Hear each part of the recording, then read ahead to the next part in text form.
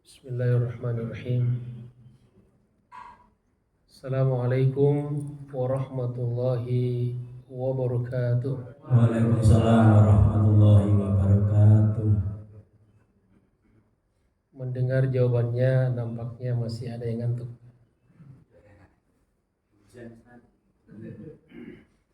Karena salam itu doa dan kita bagus saling mendoakan untuk keselamatan dunia akhirat. Maka kita ulangi sekali lagi ya. Assalamualaikum warahmatullahi wabarakatuh. Waalaikumsalam warahmatullahi wabarakatuh. Yang semangat jawab salam saya doakan cepat ke tanah suci. Dan saya doakan cepat lunas hutang-hutangnya. Insya Allah. Yang aminnya kencang ini yang insya Allah segera lunas. Alhamdulillah. Alhamdulillahirabbil alamin wa bihi nasta'inu ala umuri dunya waddin. Allahumma salli ala sayyidina Muhammad al-Fatih lima ughliq al-khatim lima sabaq nasiril haqqi bil haqqi wal hadi ila siratikal mustaqim wa ala alihi wa sahbihi haqqa qadrihi wa miqdarihi al-azim. Subhanaka la ilma lana illa ma 'allamtana innaka antal alimul hakim. Allahumma inna nas'aluka fahman nabiyyin wa hifdzal mursalin wa ilhamal malaikatil muqarrabin. Allahumma aghnina bil ilm wa zayyinna bil hilm wa akrimna bit taqwa wa jammilna bil afiyah bi rahmatika ya arhamar rahimin. Air mata jatuh berderai. Kita pantun dulu ya. Cakepnya mana? Air mata jatuh berderai ketika menonton drama Korea. Sebelum acara dimulai, mari serentak mengucapkan doa. Al-Fatihah. A'udzubillahi minasyaitonirrajim. Bismillahirrahmanirrahim. Alhamdulillahirabbil alamin arrahmanir rahim. Maliki yaumiddin. Iyyaka na'budu wa iyyaka nasta'in. Ihdinas siratal mustaqim. Siratal ladzina an'amta 'alaihim ghairil maghdubi 'alaihim waladdallin. Ma'asyiral muslimin wal muslimat rahimakumullah. Saudara-saudaraku yang saya cintai dan saya hormati karena Allah Subhanahu wa taala. Wabil khusus para asatidz, para guru, para orang tua, tokoh masyarakat, segenap pengurus DKM atau Takmir Masjid Umar bin Khattab, serta jamaah sekalian, jamaah salat subuh dan majelis taklim yang insya Allah semua kita senantiasa dimuliakan, dirahmati oleh Allah Subhanahu wa ta'ala. Apa kabar semuanya? Alhamdulillah, tsumma alhamdulillah. Mari kita senantiasa panjatkan puji syukur pada Allah Subhanahu wa ta'ala atas segala nikmat dan karunia yang selalu diberikan kepada kita sekalian tanpa kita minta dan semuanya gratis. Mari kita senantiasa bersalawat dan menyampaikan salam ta'zim, salam rindu, salam cinta, salam penghormatan kepada beliau yang menjadi qudwah hasanah kita, yang mencintai kita dengan seluruh jiwa raganya, yang membela kita di dunia sampai di akhirat. Bahkan di saat-saat akan dicabut nyawanya, kitalah yang diingatnya, kitalah yang disebut-sebutnya. Itu baginda Rasulullah sallallahu alaihi wasallam yang kita harapkan syafaatnya. Allahumma salli ala sayyidina Muhammad wa ala ali sayyidina Muhammad. Dan mari kita jangan lupa kita luruskan niat kita. Kita niatkan untuk i'tikaf di masjid. Kemudian kita niatkan juga untuk bersilaturahim Karena kata Nabi, barang siapa yang mau dipanjangkan umurnya dan mau dilapangkan rezekinya, maka hendaklah selalu bersilaturahim. Man sarrahu ayyubu sotalahu fi rizqihi wa yunsa'alahu fi atharihi falyasil rahimahu. Mudah-mudahan kita semua yang hadir di sini selalu dilapangkan rezeki kita, kemudian selalu dipanjangkan umur kita, baik usia biologis kita maupun usia kronologis kita. Kemudian yang tidak kalah pentingnya juga, mari kita niatkan untuk talabul ilmi, untuk belajar. Karena kata Nabi kita Muhammad sallallahu alaihi wasallam, man kharaja fi talabil ilmi fa huwa fi sabilillahi hatta yarji'. Barang siapa yang keluar rumah, yang pergi, yang melakukan satu ikhtiar untuk belajar, untuk mencari ilmu, tentu ilmu yang bermanfaat dunia dan akhirat, maka dia berada di jalan Allah Subhanahu wa taala sampai pulang. Sampai pulang. Makanya Bapak Ibu kalau mau selalu di jalan Allah, jangan pulang-pulang ya. Dicari di rumah. Jamaah sekalian dirahmati Allah Subhanahu wa taala, seperti yang telah diinformasikan bahwa insyaallah tema kajian kita pada pagi hari ini yaitu merujuk kepada satu kitab. Jadi biar bisa dipertanggungjawabkan secara ilmiah ya.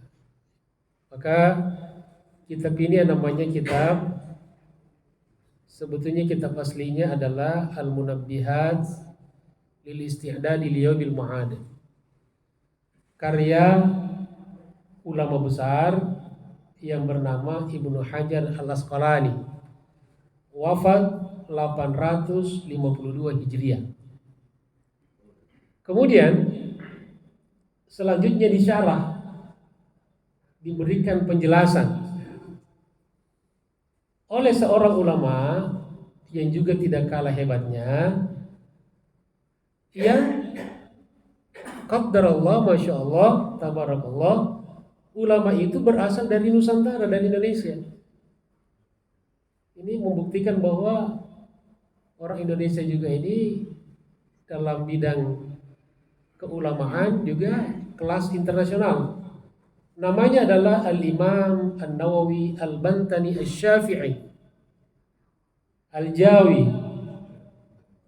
Jawi itu Jawa, karena di luar negeri, di Arab, Indonesia itu dikenal dengan Jawa. Wafat 1314 Hijriah. Nah, maka insyaallah kitab ini akan kita jadikan rujukan, dan pada pagi hari ini kita mengambil satu tema, yaitu kalau kita berikan judul terburu-buru atau tergesa-gesa yang dibolehkan. Jamaah sekalian dirahmati Allah Subhanahu wa taala, saudara-saudaraku yang saya hormati dan saya cintai karena Allah Subhanahu wa taala. Seperti kita ketahui bahwa ada sekian sikap dan sikap yang tidak diperbolehkan. Salah satu sebab kenapa tidak diperbolehkan, karena itu merupakan sifat-sifat syaitan. Salah satu di antara sifat dan sikap itu adalah terburu-buru. Makanya kata Nabi, al-ajalatu minasyaitan. Terburu-buru, tergesa-gesa itu adalah dari pengaruh syaitan. Jadi kalau ada orang sikapnya menggebu-gebu, terburu-buru, tidak sabaran, maka berdasarkan hadis Nabi, orang itu dipengaruhi oleh setan. Nah, akan tetapi ada sikap terburu-buru yang justru dibolehkan, bahkan diperintahkan, bahkan disunahkan. Apa saja inilah yang akan kita bahas pada pagi hari ini dari sebuah nasihat perkataan dari seorang ulama besar yang bernama Hatim Al-Asam. Kita baca Bismillahirrahmanirrahim. Qala al-muallif rahimahullah an Hatim Al-Asam rahimahullah annahu qala al-ajalatu minasy syaitani illa fi khamsi mawadhi' fa innaha min sunani Rasulillah sallallahu alaihi wasallam it'amud dhaif idza nazal wa tajhizul mayyit idza mata wa tazwijul binti idza balagat wa qada'ud daini idza wajabat wa taubatu minadz dzambi idza faratat. Demikian perkataan dari Hatim Al-Asam sebagaimana diriwayatkan oleh Ibnu Hajar Al-Asqalani dalam kitab ini. Mari kita simak apa maknanya, apa penjelasannya. Mudah-mudahan kita bisa mendapatkan ilmu yang bermanfaat. Amin ya rabbal alamin. An Hatim Al-Asam rahimahullah, semoga Allah merahmatinya. Ini namanya Hatim Al-Asami. Itu Al-Asam dari kata summun. Summun bukumun umyun. Ya, summun artinya apa? Tuli. Jadi Hatim si tuli. Apa istilahnya? Bolot ya. Si tuli. Loh, kenapa ada ulama digelari dengan si tuli? Ini ada ceritanya ya, ringkas saja. Jadi kata Imam Nawawi, inilah ulama satu-satunya yang digelari dengan si tuli. Sekedar mengingatkan saja jamaah sekalian bahwa beliau dikatakan si tuli karena pada suatu saat beliau ditanya oleh seorang perempuan. Ya, ditanya dalam persoalan agama. Tiba-tiba si perempuan itu ketika berada di depannya Hatim, dia kentut. Siapa yang kentut? Perempuan apa si Hatim? Perempuan yang kentut. Nah tentu malu dong. Apalagi kentutnya berbunyi lagi. Ya, malulah. Di depan seorang alim, seorang yang sangat dimuliakan, dihormati, tiba-tiba ya di luar kontrolnya kan. Perempuan itu tidak sengaja, tidak ada niat untuk kentut.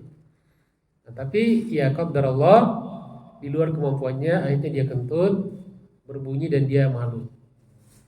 Nah, Hatim Al-Asam ini menyadari bahwa si ibu ini, si perempuan ini tentu dia rasa malu. Maka agar dia tidak merasa malu, maka Hatim ini pura-pura budak. Pura-pura dia tidak mendengar kentut perempuan itu. Lalu apa dia lakukan? Hatim balik bertanya kepada perempuan itu, tolong ulangi pertanyaanmu, saya tidak dengar. Nah, ketika Hatim mengatakan tolong ulangi pertanyaanmu, maka perempuan itu lega. Alhamdulillah, ternyata sang guru tidak mendengar. Alhamdulillah, begitulah seorang ulama menjaga kemuliaan muridnya, menjaga kemuliaan orang-orang di sekeliling. Kita tidak boleh saling menjatuhkan, tidak boleh saling menghinakan dengan alasan apa.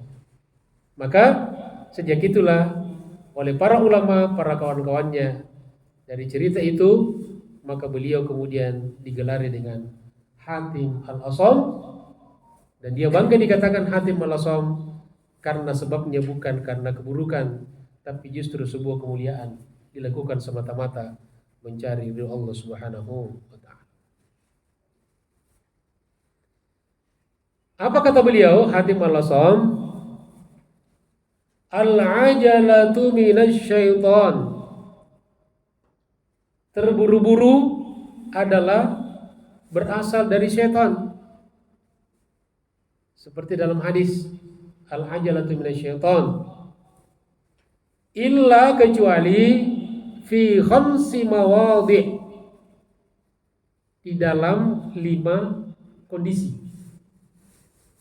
Jadi terburu-buru dari setan artinya dilarang, kecuali dalam konteks ini menurut beliau dikecualikan di dalam 5 hal, 5 kondisi. Apa saja? Fa innaha, maka sesungguhnya 5 hal itu min sunani Rasulillah sallallahu alaihi wasallam. Bukan dari setan, justru berasal dari sunnah-sunnah, artinya ajaran-ajaran baginda Rasulullah sallallahu alaihi wasallam. Lalu beliau merinci apa saja 5 itu. Yang pertama, kata beliau, it'amud dhaifi idza nazala. It'amud dhaif, memberikan makan kepada tamu idza nazala, kalau datang berkunjung ke rumah kita. Nah, ini harus kita terburu-buru, harus kita segerakan. Jadi kalau kita kedatangan tamu, Bapak Ibu sekalian, maka kita harus buru-buru melayani, ditegur, diajak ngomong, ditanya apa kabarnya, ya, disediakan minuman, makanan, dibuat nyaman dia. Apalagi tamu itu adalah keluarga kita, apalagi mertua kita, orang tua kita. Jangan mertua datang dari kampung jauh-jauh, baru datang langsung ditanya kapan mau pulang. Kira-kira gimana perasaan mertua itu?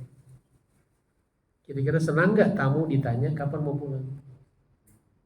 Ditanya dulu apa kabarnya, bagaimana keluarga di kampung, ya, bapak mau minum apa, mau panas, mau dingin, atau mau panas dingin. Itu penyakit ya, meriang itu. Makanya Bapak Ibu, saya sedikit pengalaman pernah tinggal di Madinah.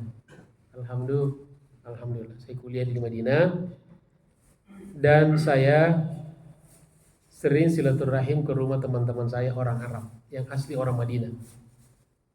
Memang orang Madinah ini terkenal orang yang dermawan. Tidak dengan Arab-Arab Badui, Arab-Arab yang di Quraisy, ya, kafir Quraisy dulu itu. Madinah ini lembut, peduli. Kalau dia sudah senang sama seseorang, dia luar biasa. Nah, setiap saya datang ke rumahnya, saya perhatikan itu ruangan yang paling nyaman di rumahnya itu selalu ruang tamu. Ya. Jadi di situ ada AC jelas, ada karpet, ada kursi yang nyaman, ya, ada hiasan. Kemudian yang pasti saya selalu lihat ada makanan minuman minimal korma. Dan korma ajwa, korma nabi, dan korma sukari. Jadi kalau ajwa itu obat, sukari itu diminum dengan kopi. Jadi gulanya bukan pakai gula, tapi pakai apa? Pakai korma. Jadi kopi Arab itu pahit, nggak ada gulanya, asli. Makanya sehat. Alhamdulillah. Nah, saya teringat ini pengaruh ajaran Islam. Jadi it'amud dhaifi idza nazala, memberikan makanan kepada tamu kalau tamu kita sudah datang. Bahkan sebelum dia datang kita sudah siapkan kan. Kita mau kedatangan tamu nih, kita harus sambut. Kalau ada tamu datang kita ke depan, mempersilahkan masuk.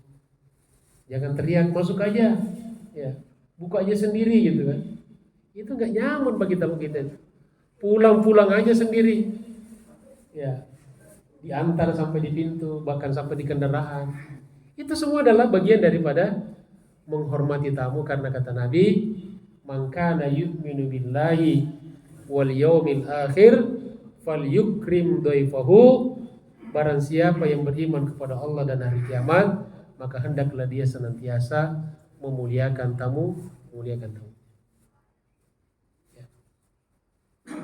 Maka sama dengan kalau kita misalnya datang di masjid, ada yang kita undang orang luar yang kita nggak kenal, bagus ada dari pengurus nanya dia, jangan dicuekin. Termasuk kalau ada ustadz datang, ada guru datang, jangan dibiarkan kasih ada khotib mau datang, ya ada pengurus, ada jemaah yang datang, kasih tempat, diajak ngomong, bibirnya nyaman gitu.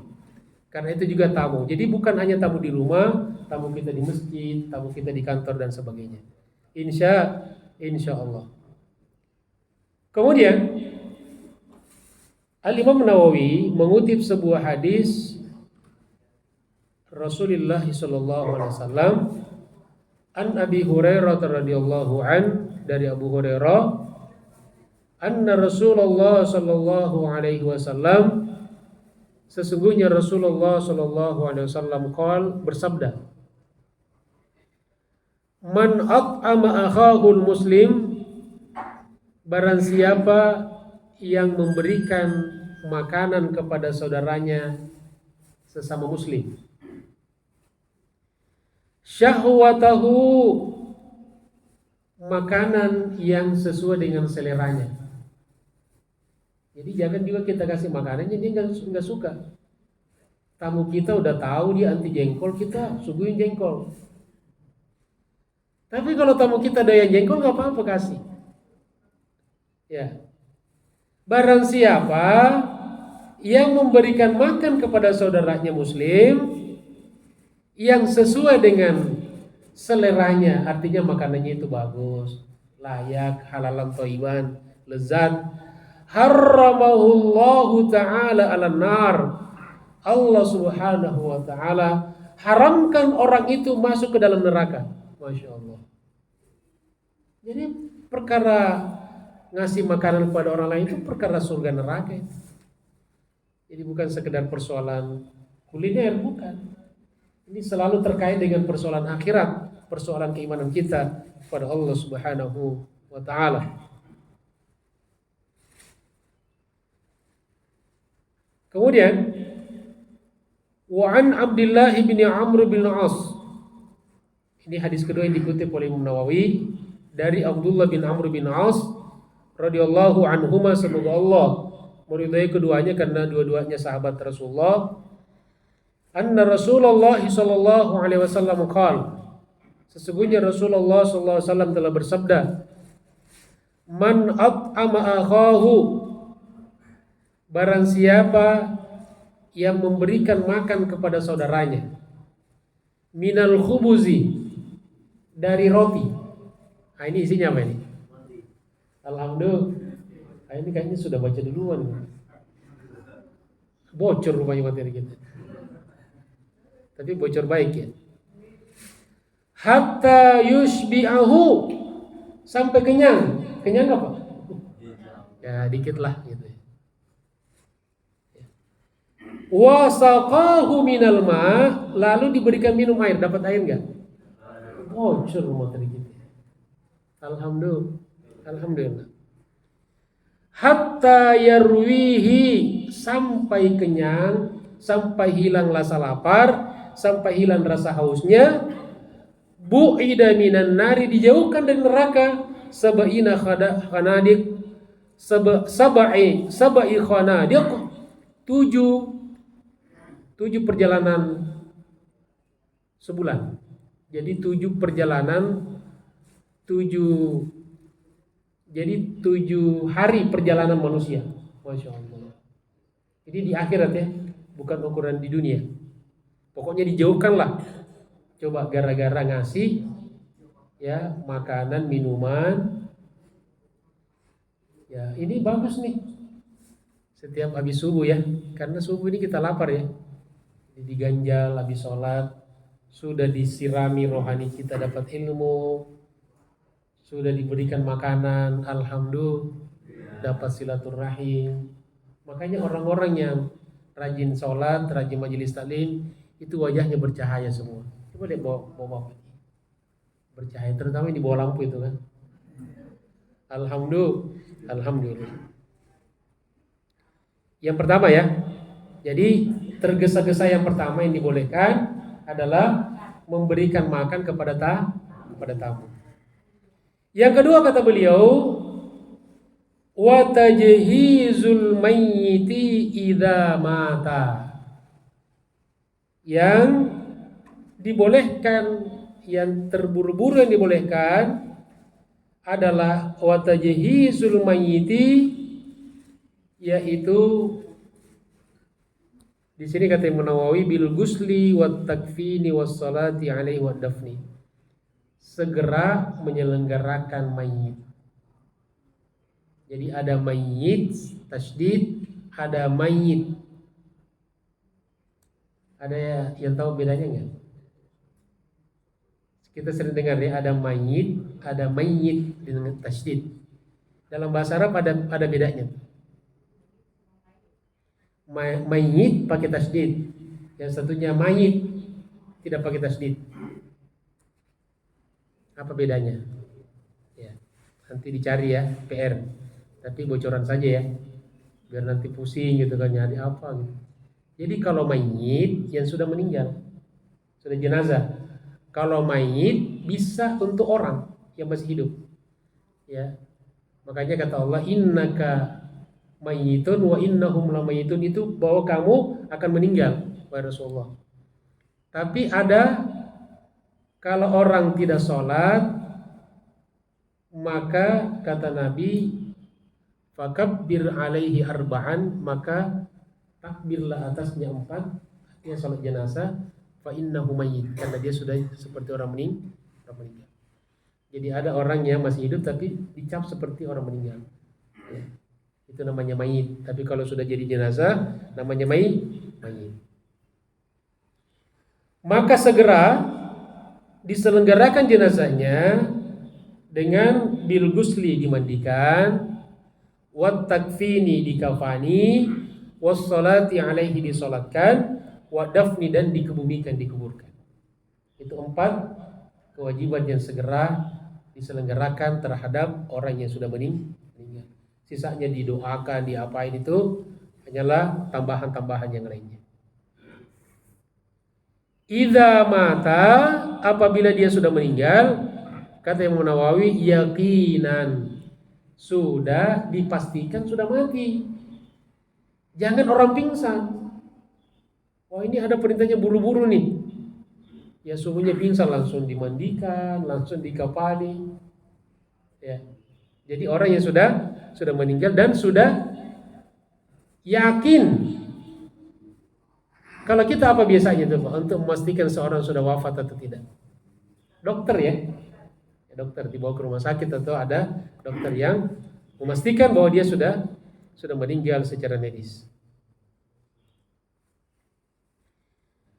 Kemudian Imam Nawawi mengutip sebuah hadis Rasulullah SAW, annahu qala, beliau bersabda, inna awwala ma yujazil mu'min ba'da mautihi, sesungguhnya seorang mukmin kalau sudah meninggal, pertama kali dapat pahala, ayyughfara li jami'i man tabi'a janazatahu, ketika semua orang yang melayat jenazahnya diampuni dosanya. Masya Allah. Jadi gara-gara orang-orang yang ikut menyelenggarakan jenazah seorang orang meninggal, maka semua orang yang melayatnya, maka si mayit pun mendapatkan pahala ganjaran dari Allah Subhanahu wa ta'ala. Ya, makanya di hadis lain, kalau orang datang melayat orang meninggal, cuma ikut mensalatkan, maka mendapat pahala seperti Jabal Uhud, 1 kirot. 1 kirot itu seperti Gunung Uhud di Madinah. Kalau dia ikut mensalatkan sampai ke pemakaman, maka dia pulang membawa 2 kirot. 2 kirot berarti 2 seperti Gunung Jabal Uhud. Alhamdulillah.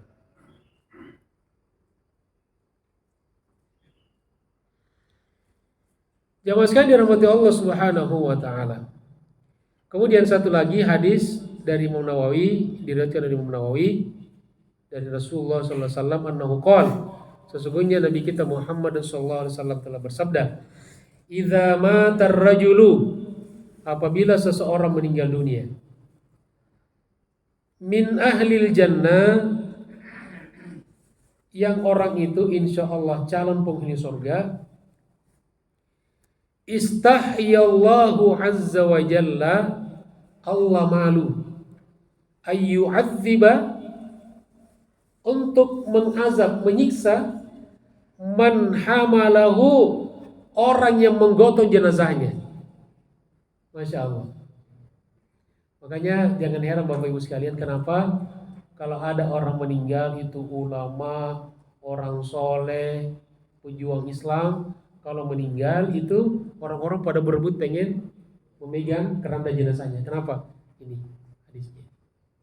Ya, Allah malu menyiksa orang yang menggotong jenazahnya. Wa man tabi'ahu, dan orang yang ikut sampai di pemakaman. Wa man shalla alaihi, dan orang yang salat jenazah. Makanya Bapak Ibu sekalian, kalau ada tetangga atau jemaah atau keluarga yang meninggal, jangan, selama tidak ada halangan, usahakan bisa minimal mensolatkan, karena pahalanya luar biasa. Alhamdulillah. Itu yang kedua ya, yang tergesa-gesa, terburu-buru, yang dianjurkan justru diperintahkan. Dan ada satu rahasianya. Kenapa kalau orang meninggal dunia itu segera harus dipersegerakan? Ada sebuah hadis, ini hadis ini dalam Sahih Bukhari, kalau seseorang meninggal dan sudah digotong oleh orang-orang yang menggotong, ya, in kanat solihatan, apabila jenazah itu orang soleh, qalat, maka dia ngomong, qaddimuni, segerakan. Wa in kanat ghairu solihatin, tapi sebaliknya kalau jenazah itu tidak soleh, orang durhaka, orang maksiat, dan dia belum tobat sebelum meninggal dunia, qalat aina tadhhabuna biha, mau dibawa kemana saya? Jadi artinya kalau orang-orang baik meninggal pengen segera dikuburkan itu, nggak mau dilama-lamain. Kenapa? Karena ketika orang melalui sakaratul maut, itu malaikat datang membuka, menyingkap sebagian cuplikan-cuplikan kenikmatan alam kubur, atau sebaliknya cuplikan-cuplikan siksa alam kubur. Kalau kita mau nonton film ada apa namanya itu, potongan-potongan trailernya gitu kan. Nah, itu yang membuat kita tergugah menonton film. Nah, begitu juga ketika orang soleh sudah diperlihatkan kenikmatan alam kubur, ketika dia meninggal dunia, qaddimuni, segerakan. Makanya tidak boleh kita lama-lamain sampai nginap 1 hari 2 hari, tidak boleh. Dalam Islam disegerakan, tentu sesuai dengan kesepakatan keluarga dan orang-orang yang akan menyelenggarakan jenazah. Itu yang kedua, jamaah sekalian dirahmati Allah Subhanahu wa taala.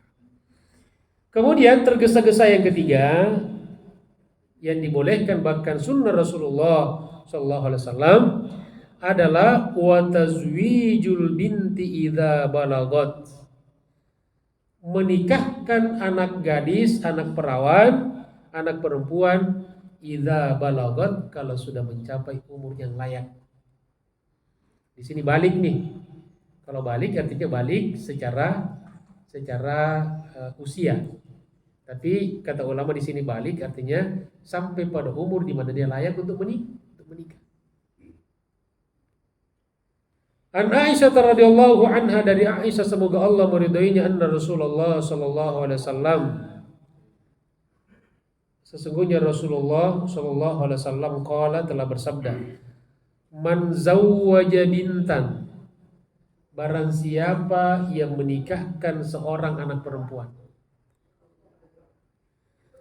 tawwajahullah yaumal qiyamati, maka Allah Subhanahu wa taala akan memberikan mahkota kepadanya pada hari kiamat, tajal muluki, seperti mahkotanya para raja-raja.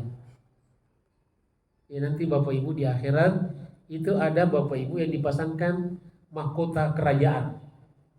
Ya, tiba-tiba kenapa? Gara-gara dia menikahkan anak gadisnya. Ya, dengan orang tentu yang soleh, dan kalau perempuan laki-laki yang soleh. Ya. Mudah-mudahan kita dikaruniakan menantu orang-orang yang soleh dan soleh. Amin ya rabbal alamin. Dan mudah-mudahan anak-anak perempuan kita senantiasa dibukakan jodohnya oleh Allah Subhanahu. Ustaz, saya nggak punya anak gadis.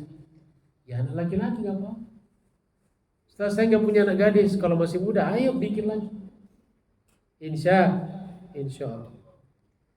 Kemudian yang keempat yang harus dipersegerakan adalah wa qada'ud daini idza wajaba, yaitu membayar hutang kalau sudah jatuh tempo. Ini terburu-buru yang dianjurkan.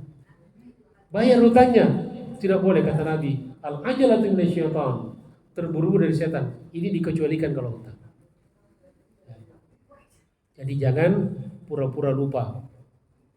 Makanya di dalam Al-Quran itu ayat yang terpanjang di dalam Al-Quran bukan ayat tentang sholat, bukan ayat tentang haji umroh, bukan ayat tentang yang lain, tetapi ayat yang berkaitan salah satunya tentang hutang piutang. Kalau kita minjam ditulis, yang rajin nulis itu harus yang hutang. Nah kalau kita kan biasanya yang rajin nulis ya memberikan hutang. Kalau yang hutang mah, ya Allah mudah-mudahan dia lupa ya Allah.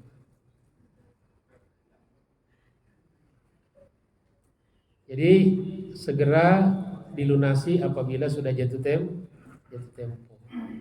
Ya, perkara kita nego kembali yaitu urusan kedua.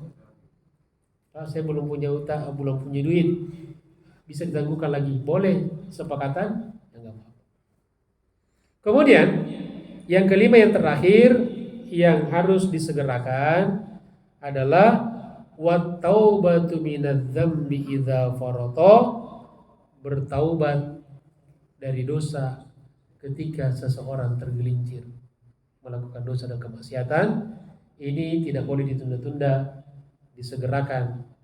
Tadi di sholat subuh kita baca a'udzubillahi minasyaitonirrajim, ya ayyuhalladzina amanu tubu ilallahi taubatan nasuha. Orang-orang beriman, bertobatlah kepada Allah dengan taubat yang sesungguhnya. Itu bunyi apa Pak?